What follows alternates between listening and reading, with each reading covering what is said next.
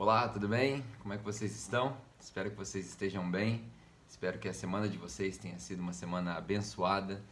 Um grande abraço aqui à distância para o pessoal da Empenho, da Juventude Ágape. É um prazer estar com vocês aqui. Você deve estar vendo esse vídeo e pensando, quem é esse cara aí que está falando? Eu não conheço ele. Bom, meu nome é Pedro, eu sou aqui de Volta Redonda, eu sou pastor de uma igreja chamada Capela e o Gabriel me convidou para trazer uma palavra breve para vocês e eu me senti honrado, me senti privilegiado com esse fato de poder compartilhar com vocês. Então hoje eu quero ser breve e eu espero que essa palavra inspire vocês, espero que essa palavra mexa com você, porque eu quero compartilhar algo que Deus vem falando comigo já há um bom tempo e essas convicções, elas estão fervendo aqui dentro do meu coração e acredito que isso está acontecendo comigo. Pode ser que aconteça com você também quando você ouvir essas palavras.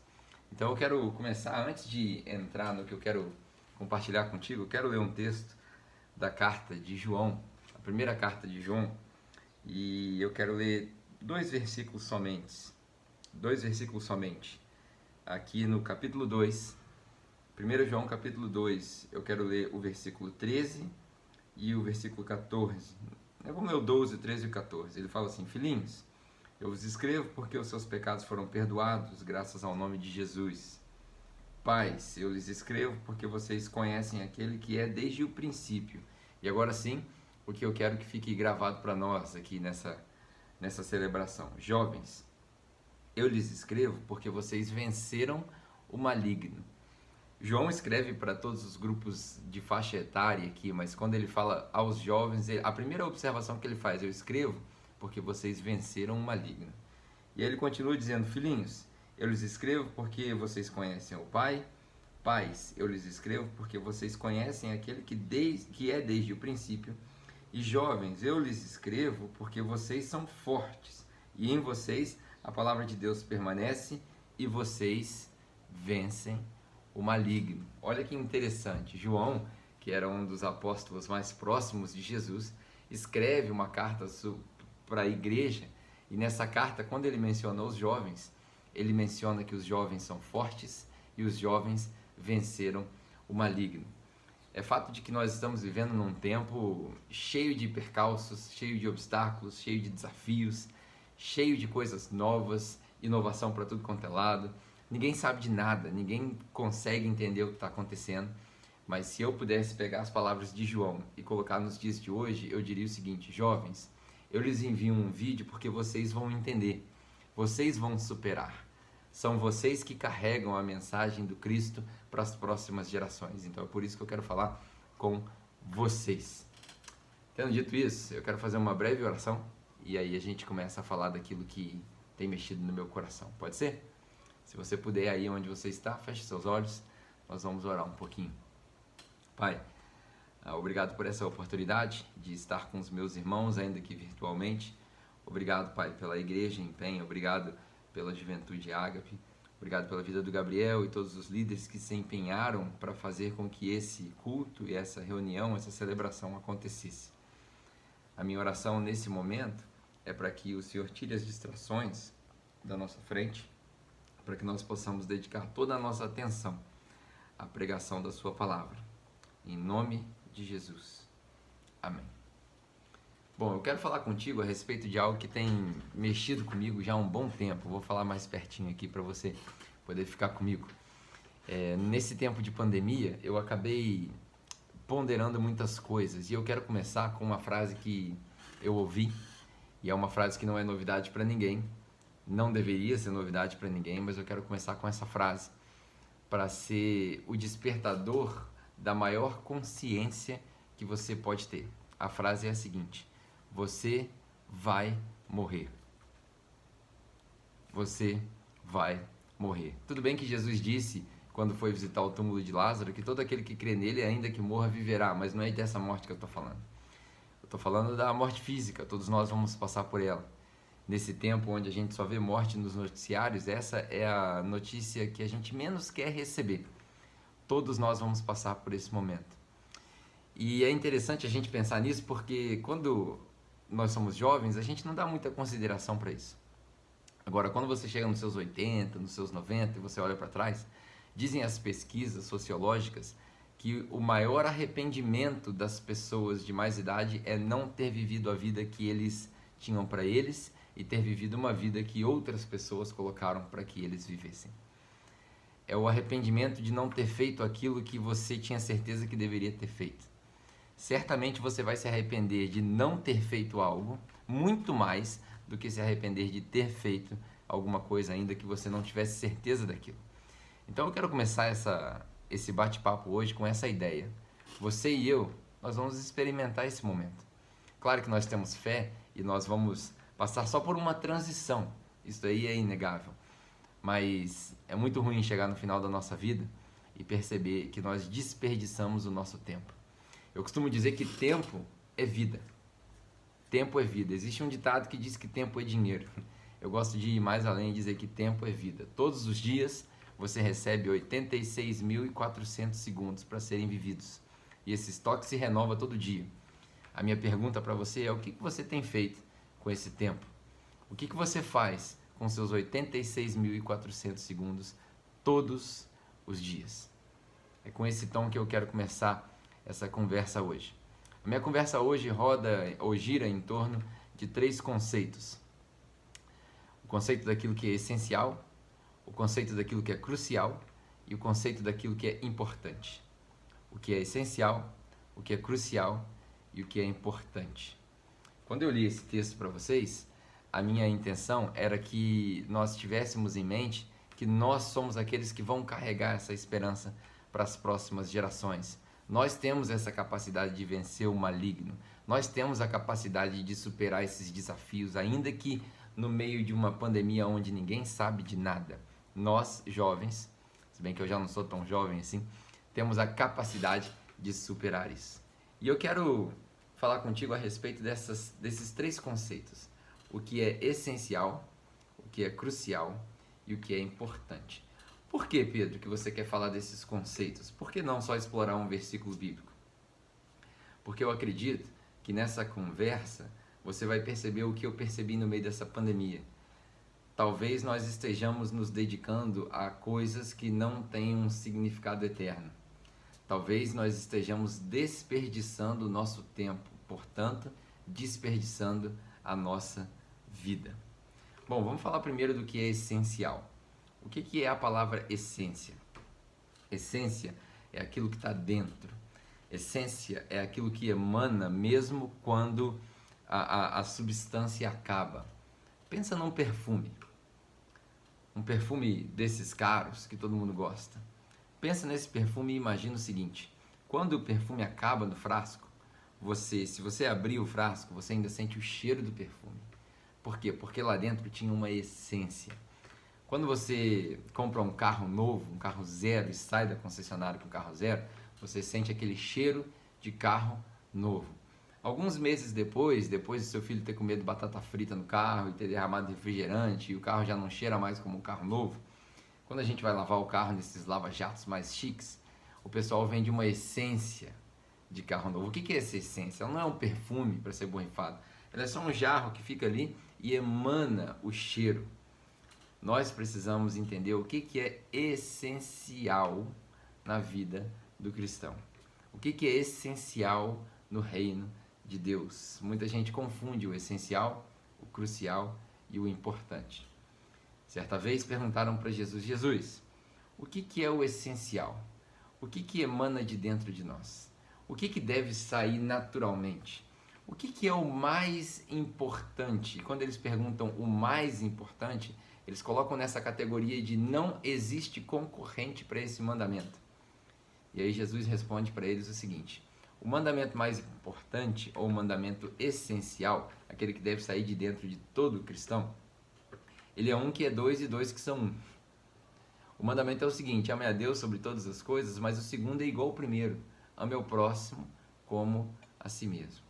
Muita confusão existe a respeito desses 2 mandamentos. A primeira confusão é que as pessoas dizem o seguinte: bom, primeiro eu preciso amar a Deus, depois ao próximo, então eu tenho que exercitar a minha religião primeiro.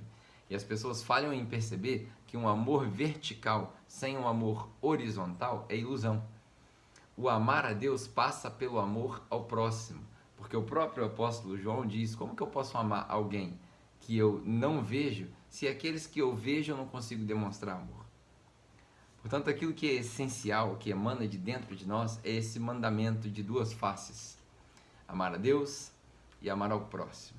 Nisso descansam, ou nisso estão resumidos todas as leis e todos os profetas. E Jesus quis dizer todas as tradições, tudo que se pode imaginar se resume em amar a Deus e amar ao próximo. São 6 horas da manhã. Você acordou, talvez você acorde um pouco mais tarde. Você olha para o seu relógio fictício e percebe, como naquele filme, esqueci o nome do filme, que é com Justin Timberlake, que eles têm o tempo gravado aqui no braço. Você percebe que tem 8.600 segundos cravados. Como que você vai viver a sua essência? Como que você emana o cheiro de Jesus? Eu me lembro de um texto também em 1 Coríntios, quando Paulo fala que a pregação da cruz ela é loucura para o mundo, e para alguns ela é cheiro de vida, para outros ela é cheiro de morte. Paulo estava fazendo uma analogia às passeatas romanas pós-guerra, quando conquistavam algum território, que chegavam na cidade e emanavam um perfume, tanto pelas flores que eles jogavam nos caminhos e os cavalos pisoteavam, e esse cheiro comunicava que a infantaria romana chegou na cidade para comemorar aquela vitória. E aqueles que são aliados do Império Romano celebram, mas aqueles que são inimigos do Império Romano correm e se escondem, porque a chegada dessa infantaria comunica vitória para alguns, derrota para outros. Que cheiro você transmite? Qual é o cheiro que a sua chegada no ambiente transmite? Isso é essencial. Nós precisamos aprender o que é essencial. Porém, a gente não pode só exercitar o essencial em detrimento do que é crucial e importante. O que é crucial? Crucial é aquilo que, se fizer, dá certo. Se não fizer, dá errado. Crucial é aquilo que não pode faltar. Crucial é aquilo que é de extrema significância para o processo. Crucial é aquilo que todo o resultado depende da realização daquela tarefa ou daquela etapa. Certa vez também Jesus deixou claro o que é crucial, quando ele diz o seguinte: toda autoridade me foi dada no céu e na terra. Depois de ter ressuscitado, ele diz isso: portanto, eu dou o comando para vocês, que vocês, enquanto vão pelo mundo, façam discípulos de mim, ensinando-os tudo aquilo que eu vos ensinei e batizando-os em nome do Pai, do Filho e do Espírito Santo, e eu estarei convosco até a consumação dos dias. Isso é crucial. No nosso exercício do essencial, ou seja, no exercício de amar ao próximo e amar a Deus, o resultado disso deve passar pelo caminho de fazer discípulos. E fazer discípulos não tem a ver com ir a um culto, fazer discípulos não tem a ver com uma profissão de fé tão somente, fazer discípulos não tem a ver com memorizar versículos, fazer discípulos não tem a ver com a quantidade de livros que você leu. Fazer discípulos significa emular na vida das outras pessoas aquilo que Jesus colocou na sua vida. Fazer discípulos significa criar um espelho onde você reflete a imagem do Cristo e aqueles que te seguem passam a refletir a mesma imagem do Cristo. Como Paulo disse: sejam os meus imitadores, assim como eu imito a Cristo. Ou seja, eu não quero que vocês me imitem, eu quero que vocês imitem o reflexo que está no espelho que eu produzi. É o reflexo de Jesus. Isso é crucial. E o discipulado, ele tem a ver com consertar as nossas falhas. Discipulado tem a ver com ajustar e alinhar o nosso caminho. Discipulado tem a ver com uma vivência constante. E aí eu quero confessar algo para vocês. Fazer discipulado digital é muito difícil. Porque no digital a gente está acostumado a vender mentira. No Instagram só tem coisa falsa. O Instagram não é vida de verdade, o Facebook não é vida de verdade, o YouTube não é vida de verdade. Você está aqui, por exemplo, eu vou confessar outra coisa para você. Eu arrumei o celular aqui direitinho, bonitinho, mas se você virar para lá, ó, tem a caixa de brinquedo da minha filha. Se você virar para baixo, você vai ver que debaixo da tela aqui eu tô de short. Eu estou de bermuda, eu não estou de calça, eu não estou com roupa de crente, eu não estou com roupa de igreja. Se você virar pro lado de lá, que é o sol, não vou virar porque vai perder o foco, você vai ver que eu coloquei umas coisas pro lado de lá para não aparecer no vídeo. Por quê? Nas mídias, tudo é falso, tudo é mentira. Discipulado de verdade é aqui, ó. Talvez por isso que Jesus pregava para as multidões, mas discipulava poucos. Não tem como discipular multidões. Discipulado não foi feito para multidão, discipulado foi feito para discípulo. E discípulo senta aos pés do mestre. Discípulo passa tempo junto. Discípulo come junto, chora junto, ri junto, anda junto. Discípulo representa o mestre. Por onde o discípulo passa, as pessoas veem o mestre. Isso não acontece com os influencers. Isso não acontece com as grandes celebridades. As grandes celebridades não têm autoridade para dizer que você está emulando seus comportamentos e representam aquela autoridade quando você não está ali.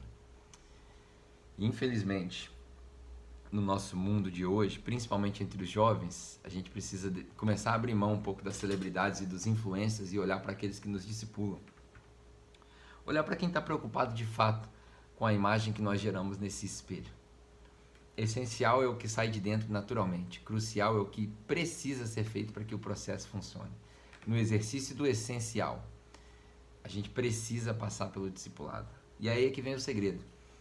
Se nós fizermos o essencial e o crucial com todo o nosso coração, o importante sai naturalmente. O que é importante? Eu não sei se você já fez esse exercício, mas leia na sua casa o livro de Malaquias. O livro de Malaquias é o fechamento de profetas menores que falam a respeito da mesma coisa, da corrupção dos sacerdotes, do sistema sacrificial todo zoado que já estava naquela época, dos sacrifícios e dos rituais que Deus já não aceitava mais. Todos esses profetas, Miqueias, Naum, Sofonias, enfim, todos esses profetas menores, Obadias e terminando em Malaquias, todos eles falam a respeito desse culto que Deus não aceita mais, desse ritual que já não é mais aceito, do sacrifício que já não é mais aceito. Todos eles. Isso não é coisa de Novo Testamento nem de Nova Aliança, não. Isso é coisa antiga já. Já fala-se de dízimos, de ofertas, de tudo isso. E aí, quando você lê Malaquias, principalmente no primeiro capítulo, existe um alerta ali para os sacerdotes, dizendo o seguinte: vocês trazem para mim esses sacrifícios mancos aí e depositam essa confiança neles, mas vocês não teriam coragem de levar um sacrifício desse para um governador, por exemplo. Por que vocês acham que eu tenho que aceitar? O que isso me diz? Isso me mostra o que é importante na nossa cultura.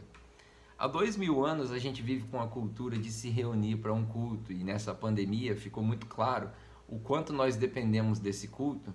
E aí a gente pode separar dois grupos: os que dependem porque ainda são imaturos e inconsequentemente idólatras, porque não receberam a instrução suficiente, não foi o tempo deles ainda. Isso daqui não é uma condenação, é só uma análise.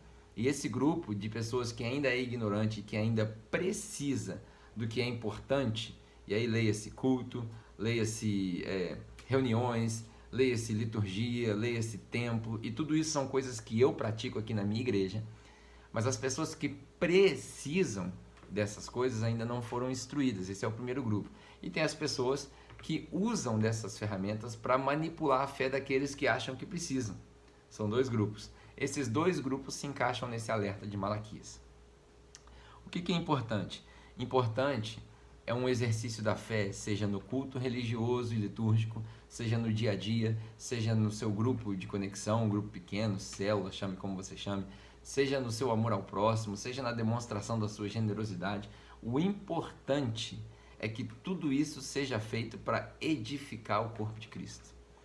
Eu me lembro de um texto de Efésios, quando Paulo fala a respeito dos presentes que Deus deu para a igreja. Paulo fala no capítulo 4, Deus entregou para a igreja apóstolos, evangelistas, pastores, mestres e profetas, para edificação do corpo, para que eles ensinem para o corpo o trabalho do ministério, e o trabalho do ministério seja realizado pelo corpo. É interessante que a gente terceirizou todo o serviço religioso e deixou de perceber em algum momento da história que a religião é algo bom, que a religião nos reconecta com Deus e que a religião genuína, a religião que cuida do próximo, que cuida do órfão e que não se corrompe com as coisas do mundo, essa religião ela nos edifica. Ela não foi feita para nos jogar para baixo, ela não foi feita para nos condenar. O próprio Jesus disse: eu vim no mundo é para salvar o mundo e não para condenar o mundo. Essa religião, a religião de verdade não veio para causar terror e temor, ela veio para causar amor. Então eu quero te dizer o seguinte, eu quero concluir com isso. Vocês jovens, nós temos esse poder dentro de nós porque a gente ainda tem vigor. E nós temos essa capacidade de vencer o maligno, de superar esses desafios desse mundo moderno. E por causa disso, a gente precisa discernir nesse tempo mais do que nunca o que é essencial, o que é crucial e o que é importante. Porém, discernir não significa fazer em detrimento de. Eu não posso ficar só no essencial e nem só no crucial. Isso é um tripé interdependente. E quando eu pratico o essencial e o crucial de maneira excelente, o importante sai naturalmente.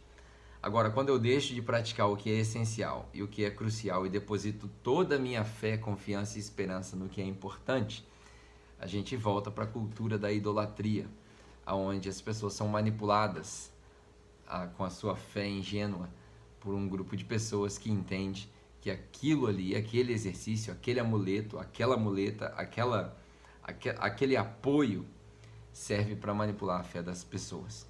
Minha mensagem não é uma mensagem negativa. A minha mensagem é uma mensagem de esperança. Eu quero te fazer uma pergunta para nós concluirmos. A minha pergunta para você é a seguinte: e se eu e você fôssemos capazes de inverter essa equação? E se, ao invés de praticarmos só a liturgia e o culto, aprendêssemos com o exemplo dessa pandemia e focássemos no essencial e no crucial?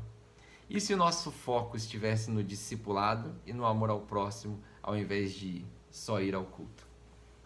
E se, na sua vida, Jesus viesse primeiro de tal maneira de que nada mais importa e você pudesse dizer, como Paulo diz, todos os dias nós somos entregues à morte por amor de Cristo? E se você tivesse a consciência do que essa frase significa?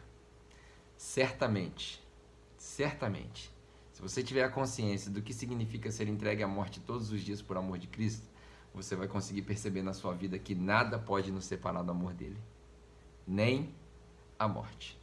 Eu comecei esse papo dizendo que todos nós vamos morrer. Meu encorajamento para você é que enquanto esse dia não chega, que você viva uma vida abundante. Porque Jesus disse que os enganadores, aqueles que vêm para deturpar a religião verdadeira, aqueles que se aproveitam da fé alheia, aqueles que se aproveitam da ingenuidade das pessoas, esses vieram para matar, roubar e destruir. Mas eu vim para que vocês tenham vida e vida em abundância.